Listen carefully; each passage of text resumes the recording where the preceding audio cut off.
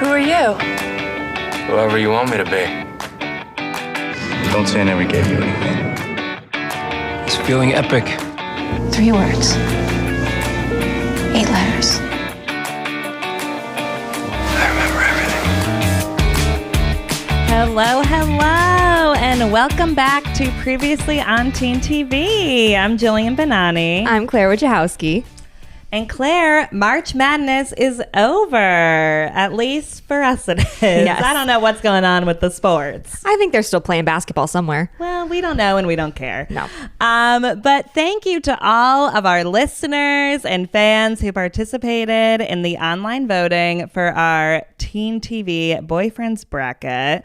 It was so fun to interact with you guys and hear your opinions, see who you were voting for. Some strong opinions. Some strong opinions, definitely. People really, came out and were loud. Yeah. So in today's episode, we are going to break down the results of the listener voted online bracket. And we're going to talk about where we agreed and disagreed with them because we made our own bracket as well. And there were some differences, I would say.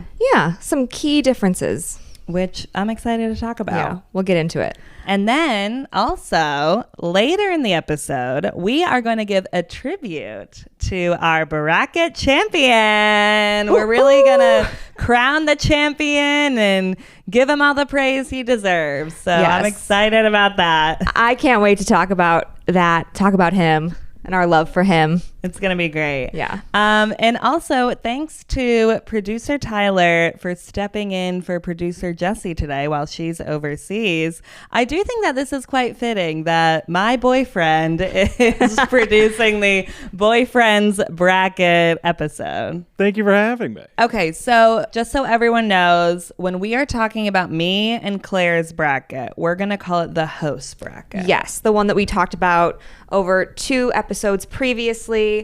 That is the host bracket. And if you haven't listened to those episodes, please go back and listen to them now. You will want to know our reasons for why we picked who we picked. I know, we get into it about each guy and why we chose them to move on or why we kicked them to the curb. And there were some we kicked to the curb quite quickly. Yes, we did. And then we're going to refer to the voted bracket as the listener bracket. So once again, our bracket is the host bracket. The online voted bracket is the listener bracket. Mm-hmm. So everybody can follow along. Should we get into the results, Claire? Yeah, let's get started. So throughout the episode, I will be listing off all of the matchups where we agreed on who should advance. And then I'll be doing the ones where we disagreed, where we fist fought. Yeah. So excited about that. Yeah. Excited. Maybe we'll fist fight here today. Uh-oh. So in round 1, we had Nathan Scott of One Tree Hill beating Nate Jacobs over Euphoria. I'm going to rephrase that. Nathan Scott from One Tree Hill winning over Nate Jacobs of Euphoria just because of the content of that show. Ryan Atwood from The OC winning out over Scott McCall from Teen Wolf. Pacey Witter from Dawson's Creek over Archie Andrews from Riverdale. Stefan Salvatore from The Vampire Diaries over Spencer James of All American. Jess Mariano from Gilmore Girls over Dawson Leary from Dawson's Creek. Conrad Fisher of The Summer I Turned Pretty over Tim Riggins from Friday Night Lights. John B. from Outer Banks over Dylan McKay from Beverly Hills 90210. Seth Cohen of The OC over Dean Forrester from Gilmore Girls. Logan Huntsberger of Gilmore Girls over Cole Walter of My Life with the Walter Boys, and Stiles Stilinski of Teen Wolf over Alex Walter of My Life with the Walter Boys. Sorry to the Walter Boys. I know the Walter Boys really had a tough round, man. They're not mainstream enough yet, I guess. They haven't hit the zeitgeist yet. No. And we agreed on a lot, actually. Like 11 out of 16 that we had the same as them is a lot. I thought so too. Yeah, that's a good percentage. I do think it's notable that poor Dawson Leary received the least amount of votes of all 32 men, with 33 votes total. So I mean, that's like hilarious. I know. It's just like he's just such a non-contender. I know. Like no one likes him. Like, and it's like no disrespect to James Vanderbeek, and he's like important within the show, but like character-wise, he's just not someone that you want to date. No one's lusting after Dawson. No one is.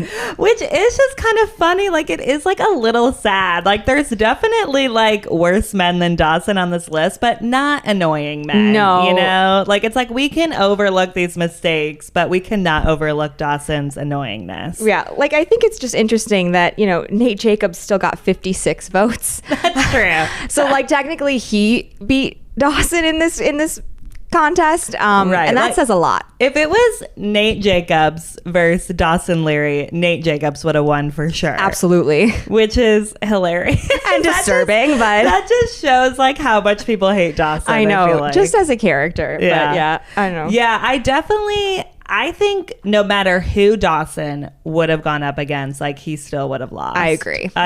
There's not a world where Dawson makes it into round 2 of No, this. sorry, Dawson. Sorry, James Vanderbeek, you know? Yeah. Okay, so now let's get into the first round matchups where we didn't see eye to eye with the listeners. The listeners picked Dan Humphrey over Logan Eccles. They picked Chuck Bass over Jordan Baker. They picked Paxton Hall-Yoshida over Caleb Rivers. They picked Lucas Scott over Jeremiah Fisher. And they picked Nate Archibald over JJ Maybank. I gotta say, the one that I'm most shocked about in that is I really thought that JJ was gonna make it further in this competition, especially with the listeners. Like, I thought that guy was gonna make it like maybe Final 4 in the listener bracket. Like, he is just so popular, like online and like on that show. And the show is so popular. Like, Outer Banks is huge. Oh yeah. I mean, like, I don't want to, maybe I'm misusing the term, but I feel like he's like baby girl. Yes, like, no, he is. And so I kind of thought, I was like, am I too old to say that? No, I love it. Our young That was listeners, please perfect. let me know if I got it wrong. But yeah, that one sort of shocked me. I think you and I, when we made this, when we were choosing our winners, we were really asking the question, like, who's a better boyfriend on the show? Yeah. And I think our picks really reflect that. Yeah. And the listener picks where we differed were more like characters that they liked or shows that they liked. Yeah. And so I think they just went with, I've watched this show. I've watched Gossip Girl a million times, but maybe I haven't seen Veronica Mars. So I'm picking the guy from Gossip Girl, even if Chuck Bass isn't the best boyfriend.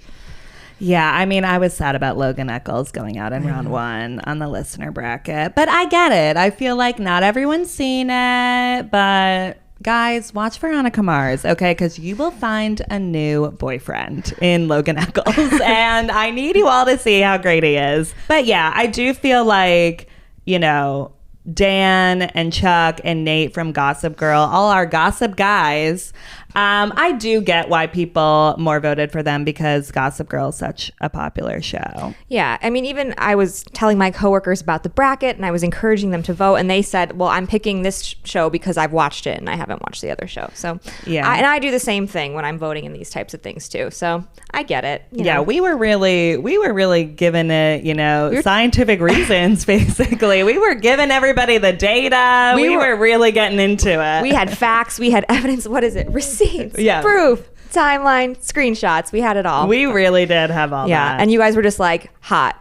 But I know. I respect it. I do respect that too. I will say sometimes I'm like, maybe we should have just voted hot on some of these. Yeah. Well, in the next bracket, we'll take it differently. I have a little bit of a regret that we did, and I feel like you're going to disagree with me on this, but I regret that we, you know, threw Lucas out right away over Jeremiah. In the sense, I don't like Jeremiah. Like, I don't really think he has that many like redeeming qualities.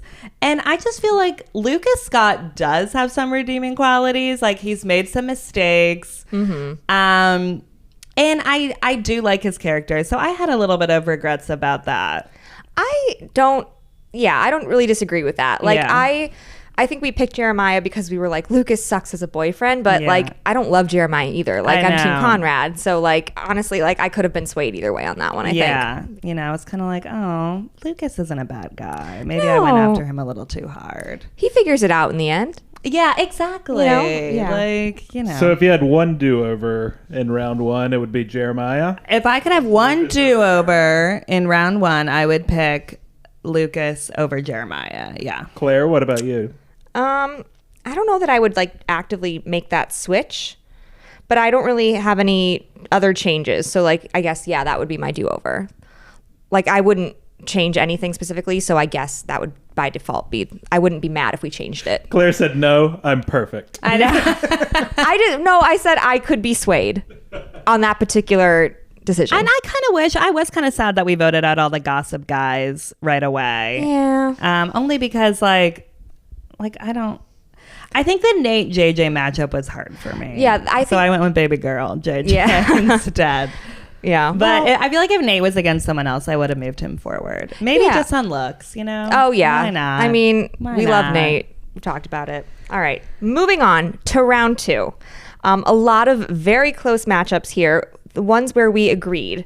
Nathan Scott won out over Ryan Atwood, Pacey Witter over Dan Humphrey, Conrad Fisher over Chuck Bass, and Damon Salvatore over Paxton Hall Yoshida. I mean, yeah, we voted the same way. So I agree with all of those. I think in this round too, like even where we disagreed in the first round, a lot of these evened out because they did. We ended up choosing the same out of the next round of matchups, if that makes sense. I was happy that the listeners picked Pacey Witter over Dan Humphrey. Like, I was a little worried that Pacey was going to get voted out earlier on because I'm like, are these younger people? Do they know Pacey? Are they familiar? Exactly. But like, Pacey went out by Dan by a lot, so I was pleasantly surprised. That's great. Yeah. And I was also happy that we got Chuck Bass out on round 2 and that Connie Baby came through on that one. Yeah. Don't ever underestimate the power of Connie Baby. Yeah. He was fierce in this competition, as we'll get into later. know.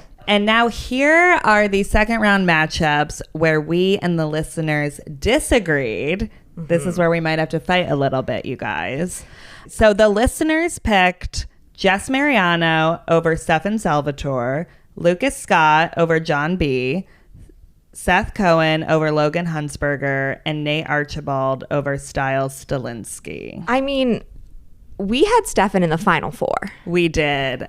And I was like, did we kick Jess out a little too early? Like, because we love Jess. We love Jess. Like, I feel that's like a little bit of my regret. Like, I kind of loved how far Jess made it in the listener bracket. Again, I think we were playing by the rules that we created for ourselves. We were really sticking to that who's a good boyfriend game. Yeah, we were really sticking to the rules. Maybe that there. was me pushing that agenda. I'm a rule follower most of the time. Claire is a rule follower. I was like, no cheating. We have to go with what we said. But to be fair, you kind of let Stefan get kind of far because at one point I just said like hero hair and you were like, all right, fine. I know. It's sometimes you were like, I think this, like even with Damon, I'm like, he's not great. He's a murderer. And you're like, but he loves her so much. Yeah. I'm like, okay. That's what matters. Yeah. Yeah. I was like, stop taking it so literally.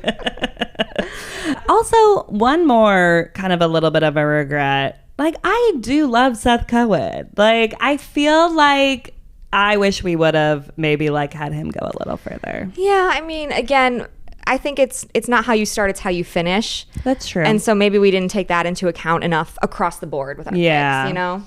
Like, I just feel like Seth Cohen, like, is so iconic. And he was a good guy and a good boyfriend. And I feel like I was really focusing on, like, later seasons. And it's like, who cares about the later seasons of the OC, honestly? Yeah. We all only watch season 1. We only care about season 1. So that was a little bit of my regret. Yeah, I know. It is hard that we got rid of Seth Cohen. We wouldn't do it again. But I was a little mad at the listeners for throwing out Styles Stalinsky so early on. Like, I expected better for him. I mean, you know how I feel about Styles. He's like one of my top picks. And I fought for him for a long time. You kind of let me have Styles, I feel like, a little bit. Like, if Well, I also love Dylan O'Brien. Yeah, well, like that factored in for me. And again, I like that he gives that Seth Cohen-y vibe. Yes, and so I do like him, but and yeah. I think in my head I was like, well, if we have Styles, we don't have to keep Seth because like they're very similar, even though Seth came first and sort of created that type of character. Yeah. And I thought that the listeners they also love Dylan O'Brien, and I thought that they were going to come through on that alone, even if they didn't watch Teen Wolf. But I know. I mean, I was mistaken. I underestimated the power of Gossip Girl. I know. Shame on me. I know. I could not believe how far Nate Archibald made it in this competition. Like, if you would have told me that ahead of time, like, I wouldn't have believed you. I know. Honestly. Again, nothing like nothing really against Nate, but even in Gossip Girl, he's kind of like a lesser character in it. Like, there are seasons where he doesn't do much. He does not have a successful relationship in the entire 6-year run of the series. He's just dating like random girl to older lady to underage girl. Like, it's crazy. I know. I'm like, who was voting in this? Like, where Nate is making it so far. So Nate's just a boy, not even a boyfriend. Yeah. He's just a gossip boy, gossip guy. I will say Nate barely won, though. Like, I know. He was the closest matchup in round one and round two. Some of these matchups that were so close by like 2 votes is like nuts. So crazy. I was sitting there being so nervous because I'm like, what happens if there's a tie? Like, I don't even know what we do. I didn't anticipate that. I mean, thankfully the listeners came through and they didn't let that happen. But I mean, I don't know what we would have done. Emergency pod or something like that. Yeah. I know. I would have been like, Claire, get on the mic. Hurry. Like, oh my God. We got to figure this out. And Claire would have been like, well, who's the better boy? I know. I'd be like, you have to think about this logically. I know. And I would have been like, but his hair. He gives such great speeches. Yeah. That's my number one thing. So Lucas Scott beat John B by 2. If they had tied, you would have gone with John B? I guess, I don't know. Yeah. Because that's hard for me to. But again, we let Lucas out round 1, so I think we would have had to go John B. Yeah, on the day that we were making those choices, we would have gone John B. Today, I don't know. So what would you have done if this would have tied last week? 51-51. One person votes different. You guys are moving on Lucas Scott? I think we might have. I think we might have. I think we would have come to our senses. Yeah, and been like, clearly the fan base is passionate. We need to move Lucas forward. Yeah. And if Nate and Styles had tied, which was also 2, you would have moved Styles on. I don't know. We might have moved Nate. We would have moved Styles. He was in our final 4. I know, but I feel like if we're talking retrospect, like what would we? The listeners have swayed us. We just want to be liked, okay? The listeners made us come to our senses that sometimes you can base it on looks. Yeah. We're assuming that's what they did, but I don't think we're wrong in that assumption. But I think at least with Lucas versus John B, maybe we would have moved Lucas forward in the sense that his show is done. He's been on 6 seasons. Yeah. It ended well. Like, maybe we would have gone with him. Yeah. Like, we don't know what John B could do next season. Like, we don't know. All right. So in round 3, this is where things get a little tricky. We all agreed, listeners and hosts, to choose Nathan Scott over Pacey Witter. That's a heartbreaker, I think, all the way around. I know. That was sad. And I think there were some listeners that were in the comments that were quite upset about Pacey being eliminated so early on. They wanted him to win. I mean, I think if the bracket were arranged differently, it might have been the 2 of them in the end. I know, I don't know if we would have come to an agreement if that's what it was. I think that would have been bad, maybe. Yeah, so I guess maybe it's better that we had to make that decision earlier on. Yeah. But that one was a tough matchup. That was just sad. I feel like everyone was sad to see Pacey go, for sure. Oh, for sure. Yeah. Although numbers wise, Nathan got twice as many votes as Pacey. Yeah. Just from a data perspective. So I feel like people were like, oh, we were fine voting for Pacey before, and now not so much. Yeah. We're done. And the other place where we agreed was we chose Damon Salvatore over Lucas Scott. So, in the end, I guess Lucas wasn't gonna make it that far. It all rectified itself. It did. It did. So I didn't have too many regrets. Exactly. Then. If Lucas made it to the final 2, I would have been like, okay, we might have made an error. We've lost the plot here. But yeah, Damon was going strong there. Mm-hmm. Good for him. Yeah. I was happy to see the fans were voting for Damon because he made it far in ours. So he made it quite far in ours. Quite far. And then there were 2 matchups where the voters surprised us in the listener bracket. So Jess Mariano and Seth Cohen both moved on to the final 4. So Jess Mariano beat Conrad Fisher in the listener bracket, and Seth Cohen beat Nate Archibald, which finally I was like, get Nate out of here. We're done with him. Again, I like Nate. But we like Nate, but I just could not believe how far he made it in this. Yeah. But what's interesting is that they both beat they beat Conrad and Nate, and we didn't even have Nate in it anymore. You know what I mean? We had Nate out round 1. Exactly. And so we had Styles winning over Logan Huntsberger in that matchup. It was completely different. Yeah. We did have Conrad Fisher, but we also chose Conrad to lose that round, unfortunately. But in our bracket, he lost to Stefan. Yeah. Conrad had a good showing, though, in this. He was the one who made it the furthest out of the new shows. Yes. So everyone's, going crazy over Connie Baby. So I was happy, though, that he made it far because I feel like he is like this really beloved character and it's someone who is going to like go down in the history of these shows. Yeah. Oh, yeah. And in my heart.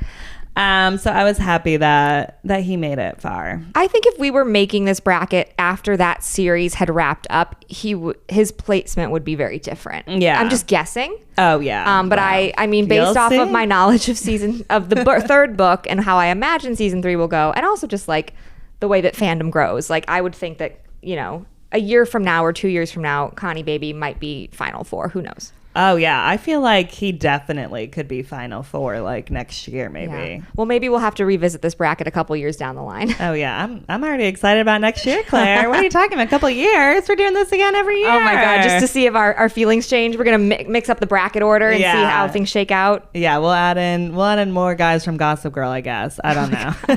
Who else is there? Scott? We'll add in guest stars. Oh I don't god, know. We'll put Rufus in it. We'll do the dads. Oh my god. These Actually, bad dads. Bad dads would be a fun bracket, but that's another day. I mean, again, Jess going strong. Like I think I was just kind of surprised by that because look, I'm a Jess lover. I love Jess, but like he's really not in Gilmore Girls that much. He's in 2 seasons. Like when I was rewatching it, I was like, that's it. And like even when he is with Rory, like they're not like. It's not like how it is with like, Stefan and Elena. No. Or something like that. So I was kind of surprised by Jess showing. But I mean, the Gilmore Girls fandom is quite big. And I do think Gilmore Girls is a show that a lot of people have seen. Yeah. Oh, yeah. Like everyone's watching it. Every fall. We're all turning it on again. Yep. But I was happy with these picks. I thought that, the listener bracket was fun. Yeah. It was strong. Strong men and strong boys. Big strong boys. Yeah. Big strong men. Yeah. Okay. On to our final 4. Nathan Scott in the listener bracket easily defeated Jess Mariano, though, ultimately. We also had him defeating Stefan Salvatore. So we both picked Nathan, listeners and hosts, over their respective competitors. Good job, listeners. Good work there. We were happy about that. Yeah. In the listener bracket, which I was shocked by this, you guys picked Seth Cohen over Damon Salvatore. And this was a nail biter. This was Seth winning by only 5 points, which is like crazy. Yeah. I mean, that is like so little with like, a couple hundred people voting. Yeah. So that was like, I was like refreshing my computer like every second, just being like, who is going to win this thing? She was on the edge of her seat. I was. I know. I was kind of shocked because, again, we let go of Seth probably too soon. Yeah. But the fact that he made it to the final round, I was like, wow, people really love Seth Cohen. Which I know. I don't know why I was surprised by that. I thought maybe some of the younger people like wouldn't have voted for him. I didn't know if like they've been watching like the OC still. And as you said earlier, like these WB shows are just so strong. Yeah. I mean, I know the OC is obviously like still popular, but I feel like it's like not really as like rewatched as some of these others. Yeah, I wonder if it's like partly because it was only 4 seasons. And so like with these other WB shows, there's like 6 or 7 or 8. And so people are like, they really like a long binge, or they came into it in the later seasons and then went back and rewatched. And like the OC was only 4 years. It was on and off comparatively quickly. Yeah. I don't know. Just theorizing here. I mean, I think we just underestimated the power of Seth Cohen. I think we just forgot about like how much of a heartthrob he was. Yeah. I mean, we love Seth Cohen, by the way. Adore Listen Seth to our Cohen. OC episodes. We can't stop talking about him. We love him. We love Adam Brody. His portrayal of him. It's so good. I mean, just so iconic and so original, and really something that like we hadn't seen on TV before. No. This, nerd getting the girl. I feel like we underestimated like the power of that. We did. Yeah. We did. So we we're underestimated sorry, Seth. Yeah. Underestimated humor, I think, too. Yeah. Definitely. He was funny. He was quippy, and we hadn't really seen a romantic lead like that before. And honestly, like, we need more of that. Like, it is just like, I do feel like and I know like Styles is very similar to him, definitely, but like in these new shows now, like no one is doing that. No, there's like jokes, but it's not like a funny character. It's just differently structured. I feel like too, what is nice about Seth is like he was obsessed with Summer, and just in a way of like, I know like maybe it was a little much or like whatever, but like it was nice to see this guy like in love with and obsessed with this girl. Like at that time we really hadn't seen that much. It was always like girls fawning over the guy and the popular guy at school and whatnot. So he really was, you know, ahead of his time and changed the world, if you will. Wow. The power of Seth Cohen. The power of Seth Cohen. But I should say, we chose Damon. We did. After all that talking about Seth Cohen, we chose Damon for our final two. We chose Damon over Styles, the Seth Cohen 2.0, which is kind of funny. That one was a tough one for me personally. Yes, that was. I am a Styles stan, but I think, you know, as we talked about, Damon was more of like an epic love, for lack of a better term. Don't roll your eyes at it, Claire. She's mad about it still. No. I'm a little bitter, but that's okay. No, I mean, look, Damon, I get why we chose him. I stand in that because he was like a fully adult, mature person willing to sacrifice for his relationship, for the person that he loved.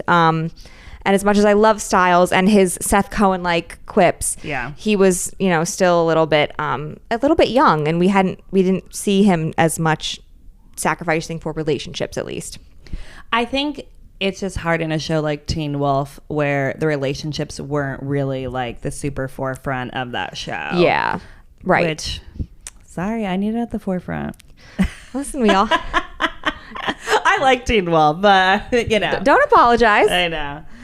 I feel like we did align a lot with the listeners on this. Yep. Which was a lot of fun. And where we maybe differed, I totally got like why they would have voted that way, I think. Yeah. So should we get down to the final? Let's get down to the final two, Claire. Okay. Take it away. So, drum roll. If you'll recall, the listeners' final two were Nathan Scott versus Seth Cohen. Our final two was Nathan Scott versus Damon Salvatore. And both us and the listeners chose Nathan Scott as our top teen TV boyfriend. Woo! I love that we aligned. I know. I mean, epic. I kind of was like surprised by it, but then I was like, oh no, this actually makes sense. Like, of course we all chose Nathan, and he won by a landslide too.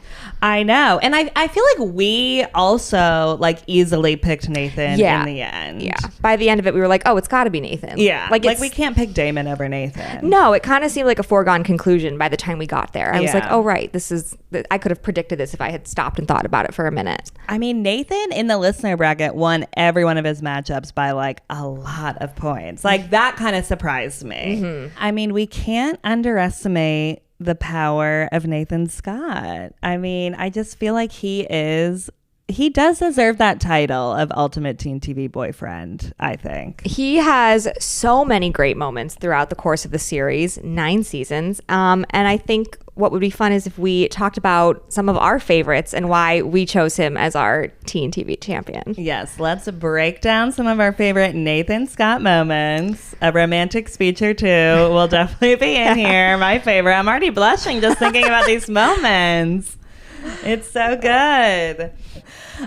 So we're going to each give our 3 favorite greatest Nathan moments. And there's a lot to choose from. It was hard to narrow it down, but somehow we managed. I know. It was actually very difficult. Yeah. So if you want to see all 50 of mine, I'm just kidding.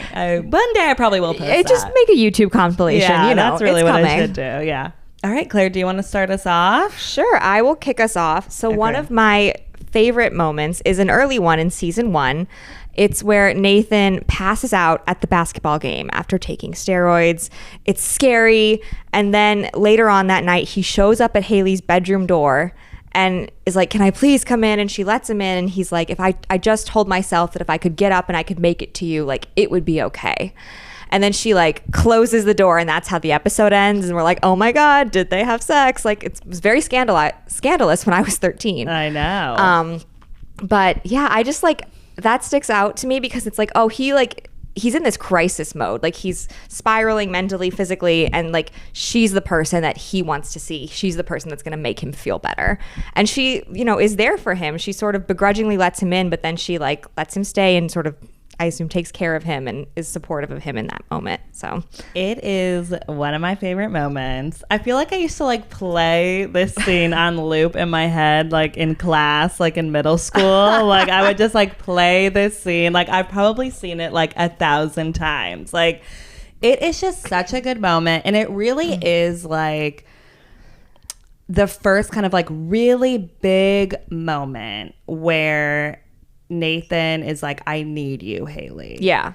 And that is kind of then, a big part of their relationship, like going forward. And I do feel like this is kind of where Nathan changes. Yeah. Like before this moment, like him and Haley are like kind of dating. You kind of wonder if he's so still using far. her. You're like questioning that. And I feel like after this happens, like everything changes. They're together. You can tell like how much he feels for her, how much he cares about her, how much he needs her. Yeah. And it's such a turning point in their relationship. And they talk about that even in the show, like years later. Like it's referenced, I think, in season 5 as like the moment where he knew he was in love with her. Just got the chills just thinking about it. I love that moment. That's a good one. Share one of yours. Okay, so my first moment is also from season 1. Mm-hmm. I feel like maybe I'm just going in chronological order. I am too. I gotta talk about the first kiss. I mean, it is such a good moment. He is throwing rocks at the window, and Haley comes up behind him and says, "Are you trying to wake my parents? That's their room." Verbatim, you just quoted that. Again, another scene that played on loop in my head when I was 14. But then he gives Haley this like really great speech of how he doesn't want to be that guy anymore. Mm-hmm. And then she's like, "Well, who do you want to be, Nathan?" And then he says, "I want to be somebody who's good enough to be seen with you." And then he kisses her, and it is just such a good moment and unexpected, honestly. Yeah. Like when you are watching the episode, like, they got into an argument before. It seemed like he was embarrassed to be seen with her.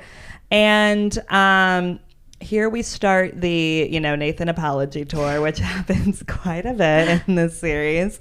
But I didn't necessarily think it was gonna like end in that episode with them kissing. No, he kind of surprises her with that. Yeah. And it's hot. It's hot. And Dare You to Move is playing, and it's perfectly timed. It's so good. So good. I think it's like also one of the first really big like music moments in the show, because this is like early on in season 1. This is like episode like 8 maybe. Yeah, or so. They didn't really lean into the music part until like I think like season 2. But yeah, that is like you said, one of the first big music moments. Yeah, definitely such a good moment, and just an iconic moment of theirs. I love it.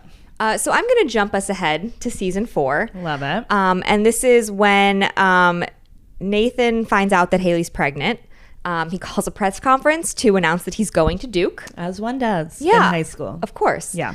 And, he doesn't react in the best way at first. She's sort of stressed out and is like, I wish you would tell me that it's all going to be okay and that you love me.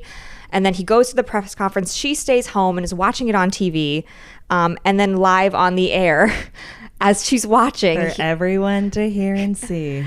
He says, my dad always said when I signed for Duke, it would be the best day of my life. And it is, but that's not why.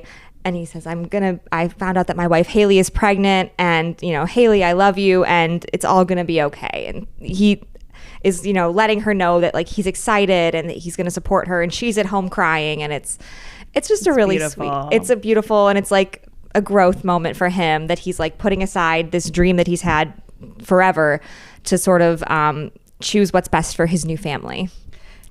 It is such a good moment. That's a good one. I'm glad that you brought that one up because I feel like that really encapsulates who Nathan is. Like, he can sometimes like fall short, but then he always like catches up to that and does this like great kind of like grand gesture moment that is just so good. And it's like that speech is like classic Nathan Scott. And it's just like, and it's usually not many words either, but it's just like exactly what Haley needs to hear. And it's just so sweet. And I just really love that scene. Yeah. I can't, even though I can't remember it verbatim, I can like picture it in my head. Yeah. I can see it. I can see her like dark eyeliner all the way around and that like braid and the bun and all. Like, it's very, the imagery is vivid in my head. And I remember thinking, I'm so glad we wrapped this up in that episode because I was so worried that we were going to like drag on like Nathan, you know, like spiraling about this baby for like episodes. Yeah. And then when they had this great big press conference moment, I was like, this is great. This is just what I want out of One Tree Hill. This is why I love this show. It's so good. Oh my God. I love it. And Dan was right there, and it's like, screw you, Dan. Look what he's doing. Better than you. Yeah. Yeah, the parallels of that are really important. Yeah, the parallels in that episode are just, like, so good. And, again, they just show that Nathan is not his father. Okay, so my next moment that we're going to talk about is from season 2, episode 1. One of my favorite episodes of the entire series.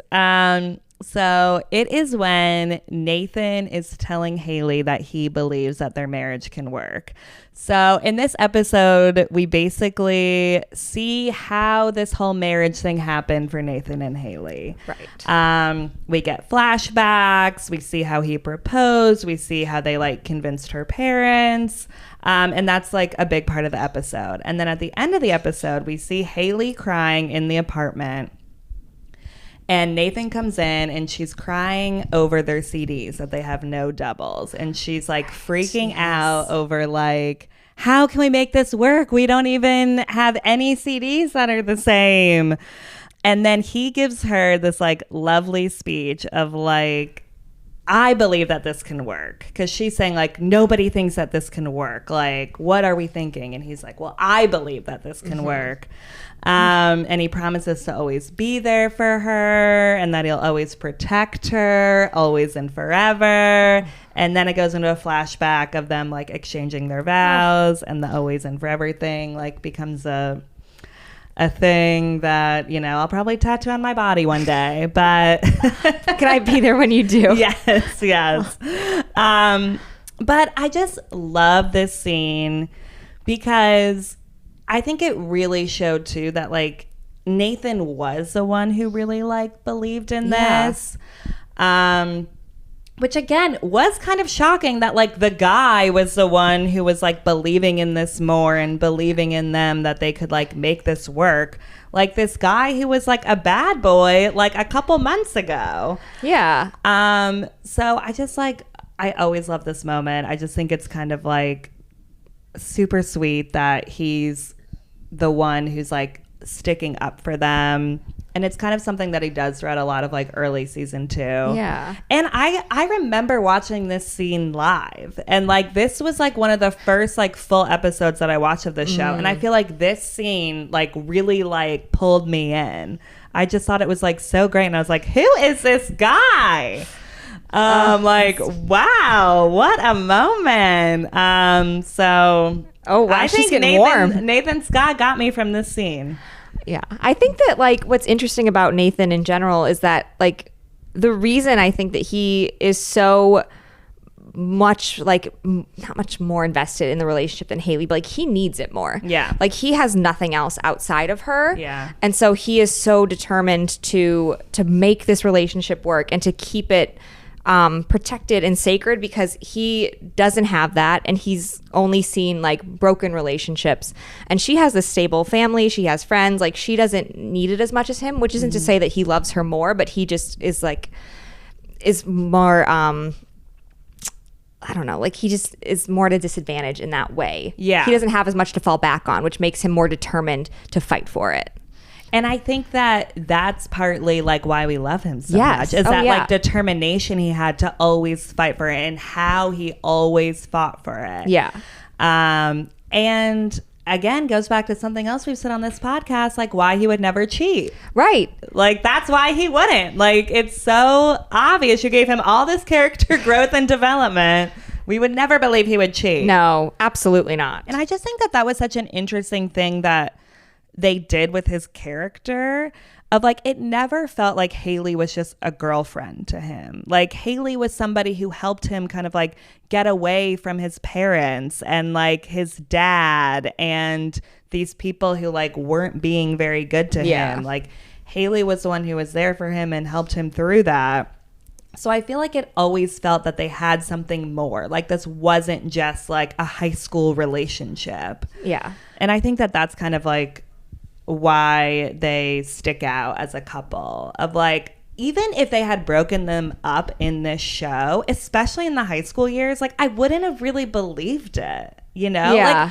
like I don't think I could have watched Nathan just date like Bevan or like somebody else. Like, you know what I mean? Like, no, I do, because you just don't believe that he would ever be as invested in anyone else besides exactly. Haley. Or even if they like, you know, had like Brooke and Nathan date like in like early season 3, I don't know, whatever. Yeah. Like if they had him and Haley break up after the tour, like I just never would have believed it. And I never would have thought that their love was like bigger because they just built their relationship up in a certain way where I honestly don't think you could have had them break up. We just wouldn't have believed them No. with other people. Absolutely not. It wouldn't have worked. No. I mean, even when they had Chris Keller come in, like I never actually was thinking that like Chris Keller was a threat. no. I know. He wasn't. No, he wasn't. That's why they had to turn him into like a joke because Yeah. he wasn't a threat at all. Exactly.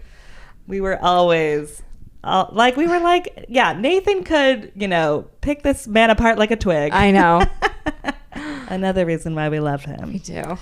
Okay, so my next Nathan moment is an underrated moment, I feel Okay. like. But it's a moment that really stuck for me like throughout the series. Uh-huh. So it's in season 3 and it's episode 3. I know all the episode numbers gosh. just by heart. But it's when Haley is having a really hard time at school. Like people are kind of like, other girls are like bullying her a little bit since she came back from being on tour. And she's kind of like, you know, getting in fights with girls. And Nathan is pretty much ignoring her at this point. So overall, like throughout the episode, she's just having a hard time. But then at the end of the episode, you know, we see Haley in the hallway just kind of like standing there as like girls are kind of laughing at her. And then Nathan comes up and is like, come on, let's walk to class. And like puts like his hand like on her back and they like walk to class together. And like it is just such a small moment, but like it is why we love this character too. I think Yeah. it's because like he always gave us like that hope. Like I feel like throughout early season 3 especially, like him and Haley are not on the greatest terms. Oh, no, they're on Like, terrible terms. He's really mad at her still, is barely speaking to her, but like They're basically broken up. Yeah. They're like separated. yeah, but like he gave us hope in these moments, and it's like that's what we needed. Yeah. That's what 14-year-old me needed in that moment. And I think that that's why I love that moment, because I was like so worried kind of about what was going to happen. And then this happens and I was like, oh, Nathan's not going to let me down. Like these two are solid. We're going to be good. And I feel like he, you know, always gave Haley that hope, even when he was still really struggling with it. Yeah, I think if nothing else, even if it wasn't like meant to give her hope, it's just him being like a gentleman. Yes. Which is not something that he was at the beginning of season 1, Yeah. but he grows and he's like, even though he's not on the best of terms with her, they're not speaking, they're not living together at that point in time, he doesn't want to see her in pain. Yeah. Even when he's angry with her. And so I think, yeah, it's a beautiful moment that he sort of is like not going to let her, you know, be punished by all these other women. Exactly. And like he still has her back, literally. Yes. I feel like that Taylor Swift quote, "In the world of boys, he's a gentleman," is so perfect for Nathan Scott. Like, don't you think that just like fits perfectly for him? I do. Maybe she was watching when she, wrote it. We know that she liked the show. She's a fan. Yeah. I mean, she might have thought about him. We gotta get Taylor on the phone and ask. Were you thinking of your teenage fandom of One Tree Hill when you wrote that song? Yeah, because I would have. I still am. But I do think that is like just such a good point of Nathan Scott in general. Like he really did become such like a gentleman, like in this show when like all these other boys are still kind of like messing with girls and like just kind of being like little idiots. Like Nathan wasn't, and like just kind of this like, I don't know what the quality is, like a gentleman quality, I guess, a stoicism, like just like a like an air about him that just kind of like felt a little different. Yeah. Compared to other like boys on these shows. Yeah, he just has a maturity about him. Yeah, maturity. That's the word I was looking for.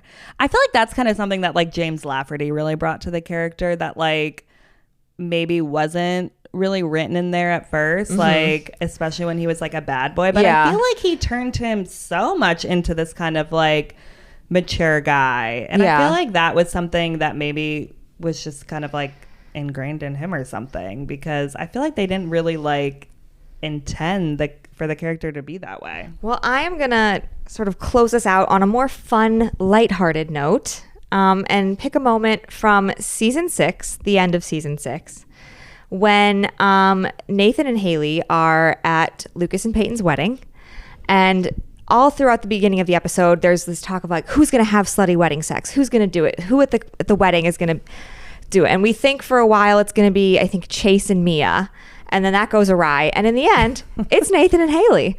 They are married and they do it in a bathroom at the wedding. And it's a hot scene. It's great. And I love that for them. These two parents, years on in their marriage, and they are watching, his brother, her best friend, marry his ex-girlfriend, her friend, and they're just, getting it on in a bathroom stall. God bless them. Love it. You gotta love it. I do love that scene. I think it's very cute, and like we didn't really get a lot of scenes with them like that, like hot scenes in the later seasons, and like they're still young and hot, right? And like, into each other. They're supposed to be like 24 maybe at that point in time. Like it's so like of course they're still gonna be like doing it in a bathroom stall. Like it's a fun one. I love it. No, I was glad that they gave that one to them. That was good. Are there anything that we want to like touch on that we missed? I feel like there's a the big ones.